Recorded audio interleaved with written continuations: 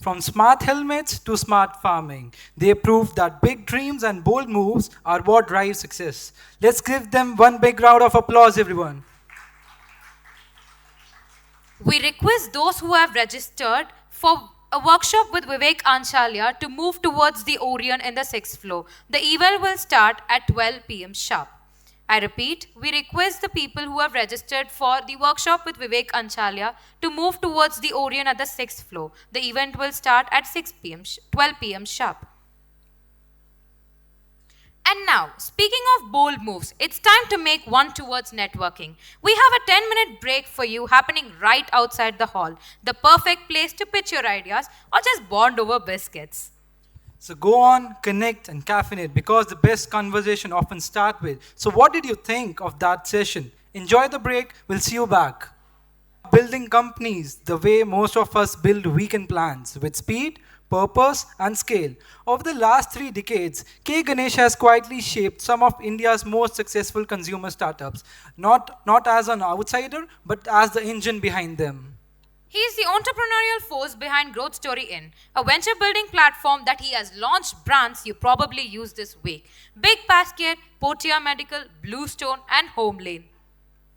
From healthcare to home services, he has a knack for spotting loopholes and turning them into industry changing ideas. He's also the co author of Mastering Disruption, so if your business model feels outdated by lunchtime, don't worry. Mr. Ganesh probably predicted it. Our next speaker's resume reads like the ultimate startup playbook, featuring all the greatest hits in scale, speed, and strategy.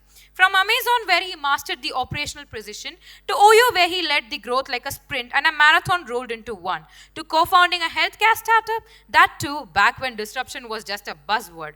Yes, you guessed it right. It's none other than Kavikrut, the CEO of T Hub. Yes, exactly where we are right now.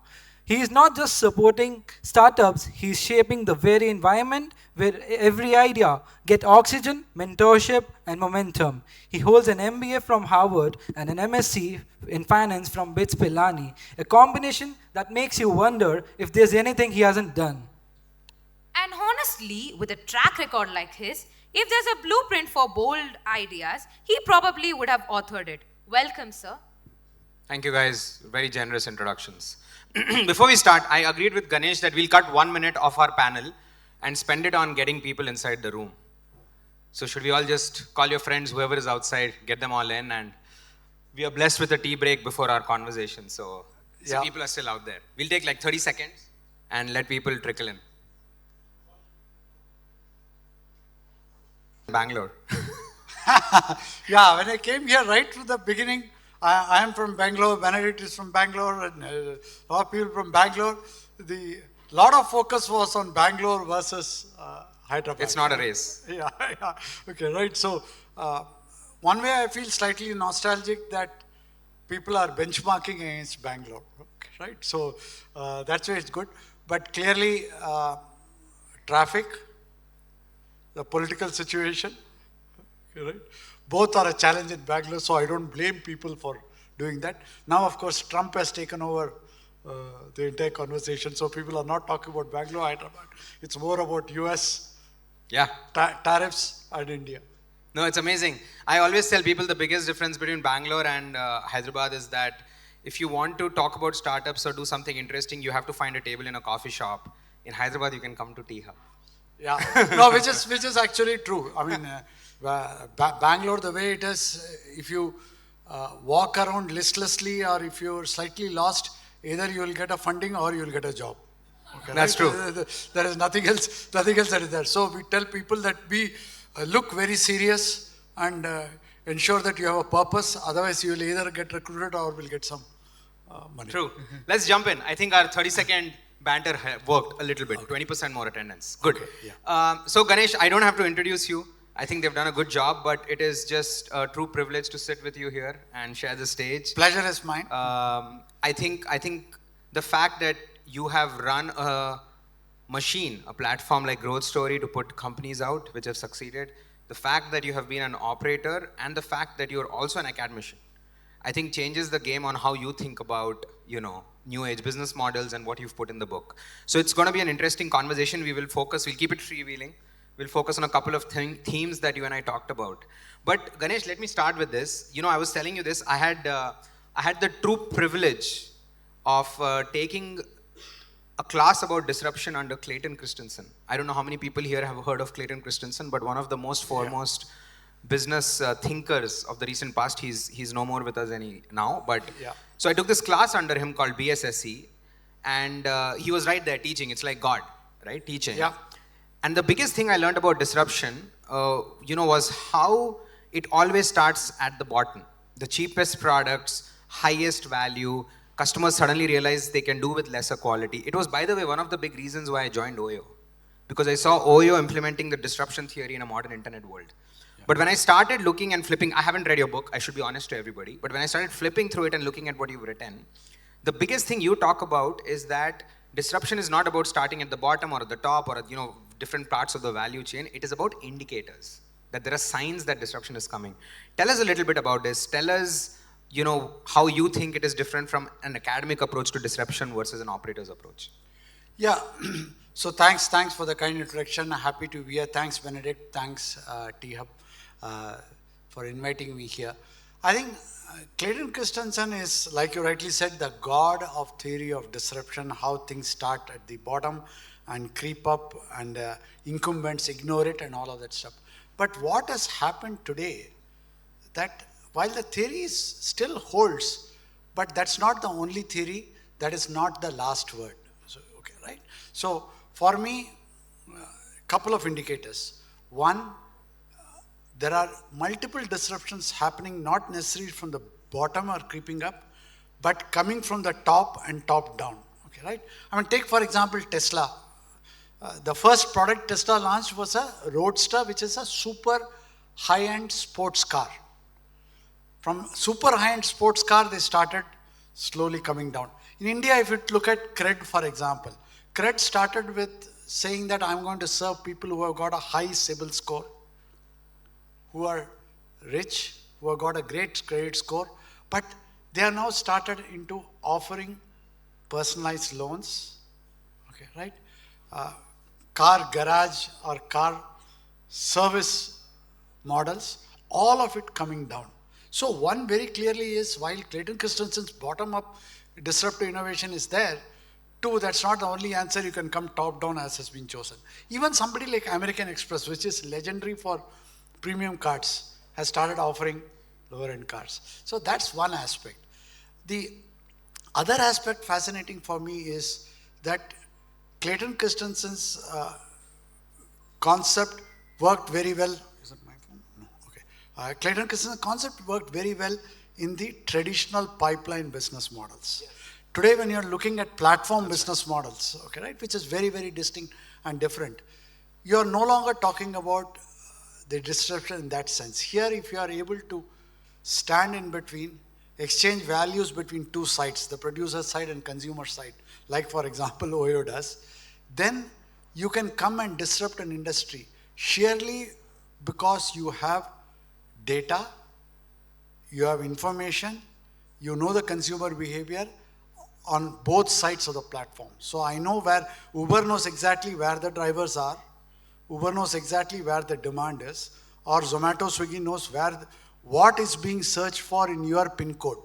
The fact that today sushi is being searched for, or biryani, since we are in Hyderabad, okay, right, is being searched for in that pin code, and it's not getting fulfilled because people are not getting what they want, either because of the price point or because of the quality or because of ratings or because of the distance. So I can actually engineer and disrupt businesses.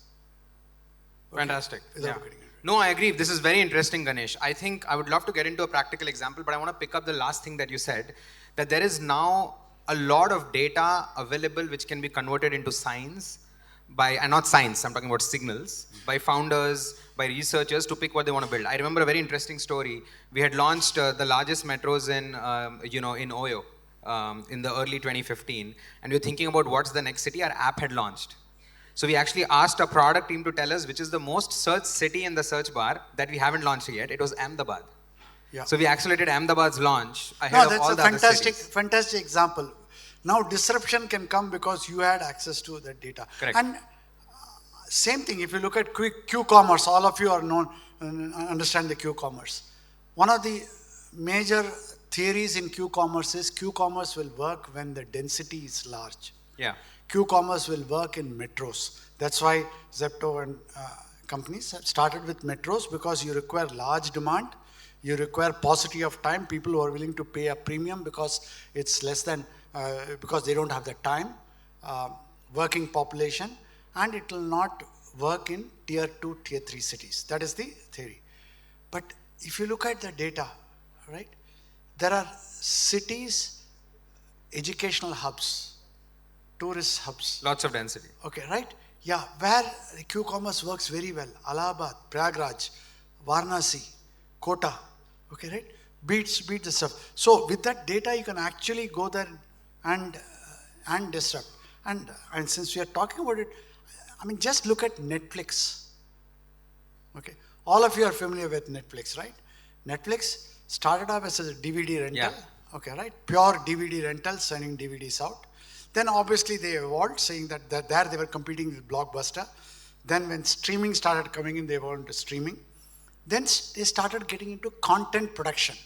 Now imagine a company which is doing DVD rental competing with Blockbusters one end, started streaming competing with cable companies, okay, at the other end, then getting into actual content production where they compete with Universal or Disney or people like those. And how did they go about doing that? Fundamentally, they said because they had data on streaming, they know what people like to watch, what gets successful. They looked at it, they said, what genre will actually fly? Political drama, Kevin Spacey as an actor. So they chose the data that moved, determined success of watching, and they said 1, 2, 3, 4. So they went ahead all in, spent $100 million in creating content with the data. That data nobody else had, and now Netflix is. This is a fantastic example, and it brings me to the other theme, Ganesh, that we were talking about. So let me push the Netflix example one level farther. If we would have been talking about this example that I'm about to describe a year or two ago, people wouldn't believe it. But today, I'm pretty sure everyone in this room will believe it. So imagine you go to Netflix and you give a voice prompt. I would like to watch a comedy movie from the Marvel Universe, but starring Shah Rukh Khan and Salman Khan, about a university that is trying to launch a quick commerce company. Okay? And I'm sure the screen will go and it's loading. You go put your popcorn in the microwave and it pops in 2 minutes. By the time you come back, you can press play. It's very believable today because this can happen given everything we're seeing with AI. So if I take everything about disruption from Christensen's theory a decade ago, plug it with your experience and what you've put in the book and everything that's happening around us in the world, it's continuously changing. Business models are getting funded millions of dollars and then getting wiped 2 weeks later when OpenAI launches a new update. Where do you think disruption's going in the world that we are in today? And I would like you to answer this from specifically two lenses, because I'm biased to these two lenses because it's T-Hub. One is founders, and the second is corporates who are trying to innovate. How should we apply everything that you talk about in your book to what's happening around us? Yeah, so from founders, I mean, I've been an entrepreneur since 1990, so I'm very old, as you can imagine. Bald and old, okay, right? So as you can see, 1990 is really we're talking about 36 years I've been an entrepreneur. I think from an entrepreneur lens, the way I look at it, when I was the founder of 4 companies and ran it, or in Growth Story when we have Big Basket, Bluestone, Homelane, Potia Medical and others, is look at what is a leading indicator of change. Okay, since you talked about Netflix, okay, right? Netflix invented binge watching. Till the time Netflix launched, the concept of binge watching did not exist. What is binge watching? All of you know what is binge watching. Earlier, every new episode used to be released every week. You must have seen Ramayana, you have seen Mahabharata. You know, all of those Sasvi, Bahuti, and okay, right? And all of those stuff. Okay, right? Netflix invented binge watching. They said we are going to drop all the 10 episodes together at one time. Okay, right? So let's fast forward now. What is happening today? What is it changing? If you're a founder, if you look at it, what is changing?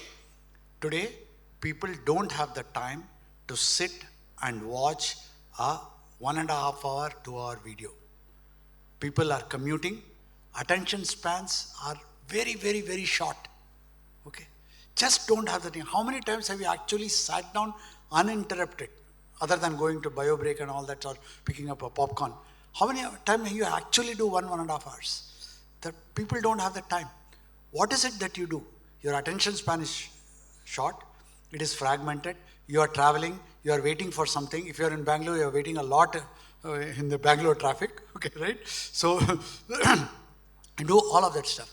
So what has now captured the imagination is this entire micro drama. Have you heard of micro drama? Yeah. Okay, right? Micro drama. Short 10 Reels minutes, or reel show. 15 Yeah, short. No, not even that. It's 90-second Yeah. clips, 100 of those. 100 of those 90 seconds clips. So it is still equivalent to your normal show. But all of that packaged and given in 60 to 90-second episodes. That is what is the hottest thing now. So many VCs are funding it. Chinese micro dramas have taken over. Okay, right? They've been translated into this multi-billion-dollar business. Why? Coming back to your point, from a founder's point of view, consumer behavior has changed. They want in short time. What do you have to do for design? The product management, all your Harvard principles still apply. How do you keep them hooked? What do you do? In that 90 seconds, if you have not tried microdrama, you must see that. Try the manga. In 90 seconds, I need to catch your attention. I need to create an excitement. I need to create an unresolved conflict. I need to create suspense. And before the 90 seconds end, there needs to be something by which you have to know what is the next episode. You have to watch what is the next episode. First 3 episodes are free. After that, there is a subscription that you need to pay. No, I agree. That is where, look at what is changing, what is the consumer behavior changing, where it is going, and create a solution for that is the way I would tell the founders. No, this is very interesting, Ganesh. One of the things that I've discovered with many founders, not just here at T-Hub, but also founders we've invested in, Oyo, all of that. One of the common patterns I have seen is the easiest way to find signals is to watch your own behavior change. Own behavior change. If your own behavior is changing, if you see yourself spending less time on Netflix, if you see that your shopping has gone from going to a supermarket to big basket scheduled delivery to, I know you guys have also launched, instant deliveries, but to suddenly to Zepto or Instamart or Blinkit because you're waiting for 10 minutes. When it came up, people are like, why does this exist? Even that has now been, if you see your own behavior changes, you're seeing early signs which way it's going. And many founders who build for themselves, people sometimes misunderstand it as tunnel vision, but if they're building it for themselves because they understand themselves as a customer and they can see early signs, is some of the most interesting disruptive businesses, that come out of it. So I think that could be an interesting bridge. I'll ask you one last question because we are here, but, and I don't know if we have time for questions, maybe we'll do a few questions. I don't know if it was part of the format, but I'd love to take 2 or 3 questions for you, Ganesh. But imagine a founder at an early stage who has an idea or doesn't have an idea, is about to raise their first check. They're trying to build something disruptive. What would be your 1 or 2 or 3 tips for them at this stage when they're going out, they're building? They might still get disrupted later, but how should they think about this at this stage? And they have a problem statement, they have an idea. What are the 2-3 things that you would tell them to keep in their mind as they go out there to build? Yeah, so again, in all transparency and humility, this is my view, and I have been wrong a lot more times than I have been right. So while we talk about all the good brands, we don't have the time to talk about all the failures because that will take lot more time. So take it with a pinch of salt, what I'm saying. As so you're almost making it sound like you're giving financial advice which stocks to buy. Yeah, past performance is not indicative of future returns, and even that is one. So take it with a pinch of salt or a bucket of salt. You can always buy it under BB now. You put Kavi's name or put T-Hub, you will get 1.5% discount on the bucket of salt. Okay, right? on BB now. Okay, right? No, jokes apart. I think my own view, it's been my personal view, is that if you look at and focus on large core sectors, the chances of success are much higher than too much of niche sectors. So I'm a bald old man. I'm not a genius. I can't do a Twitter or a Facebook or a Google kind of thing, which are really genius business models, okay, right? But what can I do? Well, I can look at wherever the pain points are large, and the beauty of India, and I'm saying this not out of any negativism, beauty of India is everything is broken. Everything is broken, okay, right? Potholes to water. I mean, I'm come from Bangalore, traffic is a problem. But even before traffic became a problem, power was always a problem. Water is water tanker. So for all the things good about India, we end up in India generating our own power, getting our own water, which technically should be government's job. It should not be there. It doesn't happen in other developed countries that the water is done in tankers and every house has got a generator and UPS. So coming back to the question. Looking for core problem. Yeah. Look for core problem, large sector. Roti, kapda, makan, education, healthcare, and entertainment. Finance too. These are six. Finance is enabler for all of this. You require finance. So look at core problem. 1, 2. See if you can come and disrupt. And fortunately today, technology, internet, generative AI, T-Hub is a great example, that there are ways and means for you to disrupt. If you can look at a large core problem, change the status quo by disruption, which is by using any new methods, then you can potentially build a large business. Big basket, there is nothing glamorous great about it. You deliver milk and eggs, what is great about it? Similarly, if you take Portia Medical, we send doctors and nurses home, nursing and nurses home. It's nothing greatly imaginary or something, revolutionary. Okay, right? Absolutely. I'll pass on to questions now, but I wanna articulate what you just said in my mind, and this is something we see with founders a lot. If you go around the building and ask around T-Hub or even Bangalore's third waves, and you ask how many people are building AI companies, the number of hands that will go up is, so Ganesh.ai, Kavi.ai, everybody's building a .ai company. But I have always felt the internet, AI, commerce, platforms, they are the how. They're not the what. And what you've said is focus on the what. The whats are healthcare, education and so on and so forth. Everybody can build an AI company, but it's not an AI company. AI is the method we are using to solve problems in core, large, sectors in India. Fantastic. It's a tool. Fantastic. On that note, we'll pass on to questions. We can take 3 to 4 questions. Just put your hand up and a mic will come around. Anything and everything is welcome. It need not be related to us or the book. I have a quick question. Your mic's not on. Press the button. Yeah, my name is Vinay. I'm from MXR. A quick question is, how do you create disruptive thinking? What has worked for you? Disruptive what? How did you create your way of disruptive thinking as an entrepreneur? Has travel worked for you? Has talking to people worked for you? What has worked for you? This is more a question about cerebral. How do you run your mind and how do you think? So the problem is not with ideas. Every day I get multiple ideas. The problem is with execution. Okay, right? That's more. But a simple filter is simple. In my mind, this one has been, is the problem large enough? And is it something that people will pay for? Okay. Large sector and people will pay for is a sure shot. It's one of the short ways of doing this. Trying to do stuff which people will not pay for and I will build a large business, monetize later, does not sit well with me, but there are other people who are entrepreneurs who have done exceedingly well and far better by doing that. So to me, large sector, big pain point, India will pay for painkillers rather than paying for vitamins or this. So large sector, large pain point, money, follow the money has to be there. What does it mean? If I teach you something, you will pay me money. But if I give you content, will you pay? Maybe not, because you can get free content. So that has been the core for this, but there are multiple alternative models which have also worked. Painkillers over vitamins. What a fantastic example. I will take your question and answer it too, because I'm on the stage. I have a microphone. I'll just do it. I will flip your question to say, how do you train your own LLM? That's your question? For disruption. I will answer it. The way I do it myself is to meet as many people as I can and bias significantly towards founders. If you zoom out and you look at India and you say what section of the population in India is taking risk, doing experiments, failing, taking bold bets, are at the frontier or edge of new things, it is actually founders. The only competitors next to them are technically academicians and researchers. It's not doctors. Lovely answer. It's Great not answer. lawyers. it is not the senior executives in Google or Meta companies. No offense to anybody. It's actually founders. If you can meet 365 founders in the next 365 days, I can guarantee you that your LLM will look very different from what it is today. Just talk to them about what they're doing. Founders love to do no agenda meetings. They're not always looking for investments. Reach out to a founder or a startup that's doing something interesting. Say, hey, let's get a coffee and just chat. Questions?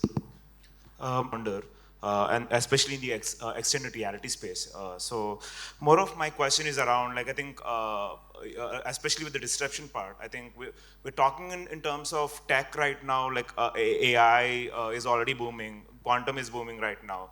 So on the non-tech area, which industry you think where a major disruption is needed, say probably like in the sustainability space or like or agri space pretty much, like at least few sectors that you think of like the next disruption should happen, which will kind of like be good for the humanity to begin with. So we'd love to just know your thoughts on that. Yeah, Your take on sectors. I think you already answered no, that. I think you already mentioned some of the sectors. To me, healthcare, for example, is a very pressing problem, and Dr. Sangeeta Reddy talked about it in the inaugural speech. Healthcare is ripe for disruption. We need to do that stuff. Lot of focus on climate and sustainability is there, but what I want you to focus on is electric vehicles are there to stay, and Ether Energy has gone public, Ola Electric has gone public. All of that is there, but don't look at only that. Look at what is the derived demand or potential for businesses arising out of certain tectonic shifts. For example, if you take electric vehicles, that's great, let them fight it out. But electric vehicles generates potential for business model downstream. You need battery manufacturing, battery components, battery recycling, battery charging, battery swapping. There is a company called Battery Smart which is the battery swapping. So all of this are huge potential derived business coming out of it. Same thing you take agriculture, same thing you take drone warfare. The amount of number and opportunities to do derived demand. Or take battery itself, which we mentioned. Battery has to be disposed of safely. Therefore, you require recycling of battery. Battery disposal business model. Hero has just launched battery as a service. What have they done? Electric scooter, instead of costing 1 lakh, you can buy it at 60,000, and the battery is like a EMI service. Battery as a service business model. So I think take one sector, look at where the world is going, look at derived demands, let people fight out for the electric vehicle supremacy, Ather and Ola. But all of it is the opposite. I love it. This is fantastic. I'll add one point here. I think we all have to move away as founders from the thinking of sectors. That is a 20-year-old thinking. Nobody's thinking sectors. How do you define sectors? You can say climate, you can say mobility, but when you say batteries, the game changes. Pick us, like if you said retail, then you say commerce. Then you say commerce, you say quick commerce. Then you say quick commerce, then you say payment. There's just so many things. So pick anything that interests you and is close to you, either because of your resume or something else, and then start drawing the value chain. Pick the most interesting problem statements that you feel for and start double clicking that. I think the question should be what kind of problem statements to go for versus sector. It's too broad as of today. Good. We have 2 more minutes. Actually, we have more than 2 minutes. 4 minutes to 12:50. So happy to take 2 more questions, maybe 3. Hi. Okay. Why don't you go one by one? Start there. You stood up. So I see Ganesh and Kavikrut as an ecosystem enablers. You are setting on a stage on an ecosystem level. So I have a question. I come from a venture capital field. So anywhere I see in Hyderabad or Bangalore, I see more of the networking sessions or any kind of events talking about tech, or we only speak about tech and what we do in the tech. So we not actually came at a stage like we are having a session on the space technologies. We are having a session on the biotechnologies. So as you are in the space of ecosystem leaders, enabling in Hyderabad, Bangalore, or Mumbai. So why can't we have more founders not only talking about the space tech or biotechnology, but building in it? That's where even in venture capital field, we can support them in that part. So what's your point of view on that? I can go for this. It's a good question. I think, first of all, it's not a race. No point of... I would love to compare traffic in Bangalore and Hyderabad and food because we'll win. But when it comes to startups and ecosystems, it's not a race. There is significant difference. You can sit down. there are two answers to this question. It is part of my thesis of coming to T-Hub and what we need to do here. The first is that Hyderabad does not have enough relatable heroes. If you look at Bangalore, there was Infosys 40 years ago. Then there was Flipkart, which changed Kormangla, Indranagar, all of that. Then there was Razorpay, Swiggy, and you can go on with the list. Zepto also moved. And now everything else that's happening there. So people are in action mode. The ecosystem has already been galvanized by heroes, and hence VCs follow and so on and so forth. We don't have a lot of that in Hyderabad. And hence a lot of the work we have done in the last decade, T-Hub is 10 years old, and if you take that as a lens to startup ecosystem in Hyderabad, has been to actually just broaden the ecosystem, to get more and more people to talk about startups, to talk about, and I think we've done a wonderful job in doing that. It is one of the most well aware when it comes to that. The time has come now to go deeper and to double down, and especially in the spaces you mentioned, which is, hard technology stuff, deep tech, which is space, satellites, and so on and so forth, defense, there is very interesting organic early shoots that we are seeing. And you will see that.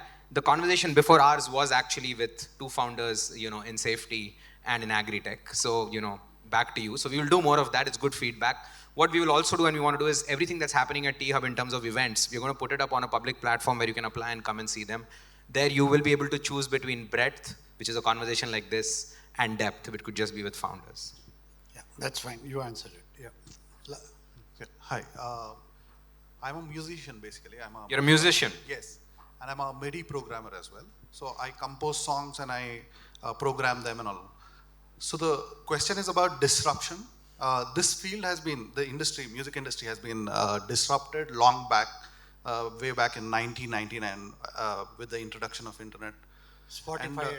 Spotify is the next change. They started at vinyl records. Yeah. Then it went to CDs, internet So it was streaming, already everything. disrupted in the year 1999. And it is now settling down with the introduction of platforms like Spotify. And very recently I read that AI is creating its own music. Yeah. So how will that affect the music industry? And is there any future for musicians like me or composers who want to compose their own music?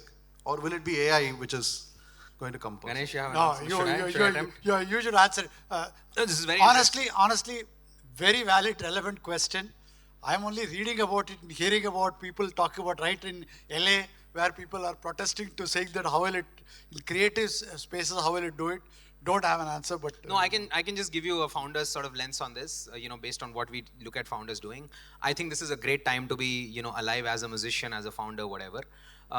There will be disruption. There is no question about it. The first step is don't worry about it. If you become insecure and worried, then you'll destroy yourself. No AI needs to come and, stop you from succeeding. But the two things I want to mention, which is very, very interesting, and it happened during the time of Spotify. It happened when, CDs showed up. Like last year, I don't know if you looked at record, but the numbers, but for the first time, vinyl sales exceeded CD sales. Of course, not comparable to, if you didn't know that stat, you should look it up. I think there are two interesting views from that. The first is that as artificial synthetic music continues to grow and take over the world, human-produced music will actually continue to attract a premium. So you have to decide what that means for you, which is what studios, in entertainment... So the live music is going to be there. That could be live too. The second is that all of these tools that are coming in, how can you use that for first? Which is to produce and enhance human creativity. Yes. To direct, to produce more, higher quality music. Because every time human does more in the creative space, the LLMs are going to only learn from that until we get to AGI, right? But we get to hear that AI is going to overtake humans and things like that. So we'll all be beneficiaries and So there's no victims of that. We'll see. Maybe we'll do one last question. Thank I you. got a timeout. Especially in Indian market is that the competition is pretty high. So anytime you think of an innovative solution, work on it, within weeks it is being replicated. And how do we maintain this first mover advantage? In fact, here the first mover has a disadvantage. Yeah. How do we approach this? Should we take the second one? Yeah, We'll add both. then we'll... I just wanted to ask, when I think of disruption, I can call something being disruptive when I look back retrospectively. Great. As a founder, when I'm building something, how do I know that I'm disrupting a space versus I'm creating something that's going to be a fad and fizzle out in a couple of weeks? Yeah, no, great. Both are great questions. And they're related. Yeah, both are great. No, firstly, I think copying first mover advantage, there has been enough debates right from Harvard articles on whether first mover advantage is really an advantage or not an advantage. Okay, right? And we can, it's a full class I can take at ISB by wearing my professorial hat. Okay, right? We can talk about it. But I mean, Facebook was not the first mover. You had MySpace and Orkut and others. Google was not the first search engine. You had Alta Vista, Lycos, InfoSeek, and all of those stuff. So there is enough examples of non-first mover advantage being taken. But to your point, don't worry about imitation. When we started Big Basket, there were 40 e-grocery companies. I still have the list with me 13 years back. 40 e-grocery companies. Not one of them exists today. Its focus is on execution. 100%. There are few large, very few sectors where first mover, and that has also been highly questioned. People said Uber, Ola, there is no place for third. Rapido is disproving that. Namayatri using ONDC is disproving that very clearly. Okay, right? Similarly, Swiggy, Zomato, you may have one more player coming in. So the fact that first mover advantage, winner take all, therefore you captured the market, does not. Focus on execution, focus on your market share, your monetization, your success. Okay, right? And history has shown when Amazon came into India, Flipkart sales increased. Why? The industry expanded, sector expanded, trust on online commerce expanded. That is the reason. Yeah. No, we'll just, to both your questions, like the dots, disruption connects backwards. That's not your goal. That's an effect of what you do. In India, a lot of people get worried about their ideas, like we were talking about music and a lot of other things. Remember in India, and I've learned this multiple times in my career and people around me from my peers, an idea in India is only worth its execution. Focus on execution. Don't get married to what your idea is. We will end now. We're out of time. I'll end with, I'm a sales and an ops guy, Ganesh, so I have to say this. If go out there and buy Ganesh's book. Thank you. And if you're building a company and you have an interesting idea you want to execute, come to T-Hub. Let's build together. Thank you. Thank